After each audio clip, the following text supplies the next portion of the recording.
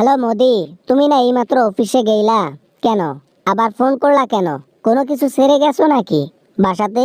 Hello hello Modi, কথা শুনতেছো আমার? হ্যাঁ হ্যাঁ হ্যাঁ, শুনতেছি শুনতেছি। ও, যেটা বলতে ফোন করলাম, একটা নিউজে দেখলাম বিএনপি মামলা সব তুলে নেবে আওয়ামী লীগের। তাহলে আর বসে থেকে লাভ কি? বাংলাদেশে চলে যাও।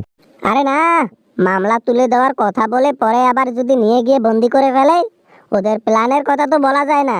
তার উপর আবার আমার 5টা ফাঁসি দায় রয়েছে। বাপ রে বাপ। আরে বিএনপি নির্বাচনের আগে প্রতিশ্রুতি দিয়েছিল যে আওয়ামী লীগকে ফেরাবে, কিন্তু তুমি এখন ভয় পাচ্ছ কেন আমি বুঝি না। আমরা ইন্ডিয়া তো তোমার পাশে আছি, আমাকে ডাকছিল অভিনন্দন দিতে। একবার বাংলাদেশে গেছিলা, সেই আন্দোলন তাই করা আন্দোলন, বাপ রে বাপ। অল্পতে কোনো রকমে বেঁচে আসছো, এইবার ডাকছিল যাও নাই। আমি বুঝি তো, খালি আমি একলা ভয় করি না, তুমিও ভয় করো। ভয় না করে কি আর উপায় আছে?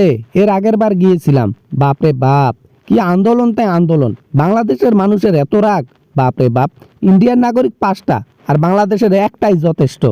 হ্যাঁ, এই জন্য তো আমি ভাবতেছি, চিন্তা করতেছি। কোনো প্ল্যান নয় তো। আমার আবার রায় রয়েছে 5টা। 5টার মধ্যে একটা যদি খেপে যায় না, ডিরেক্ট উপরে।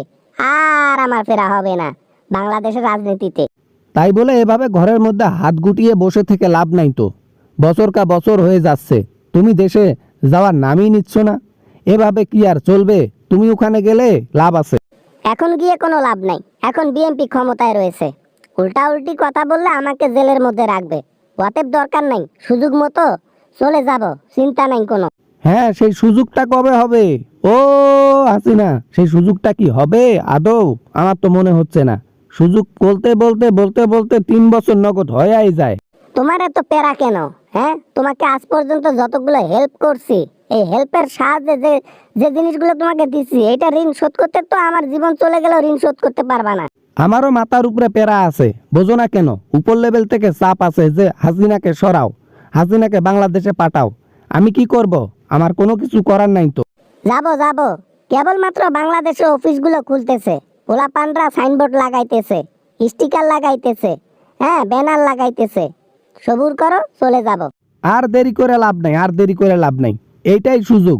এই সুযোগে যদি বাংলাদেশে গিয়ে রাজনীতির মধ্যে নাম দিয়া সরকার না হইতে পারো, তাহলে আর জীবনেও সুযোগ পাবা না। বাই। চিন্তা নাই চিন্তা নাই, পাবো সুযোগ পাবো, ভয় পেও না। আর এবার সুযোগ পেলে জানো তো আমি কি করব। গুড বাই, ঠিক আছে? তাড়াতাড়ি বাসা আসিও।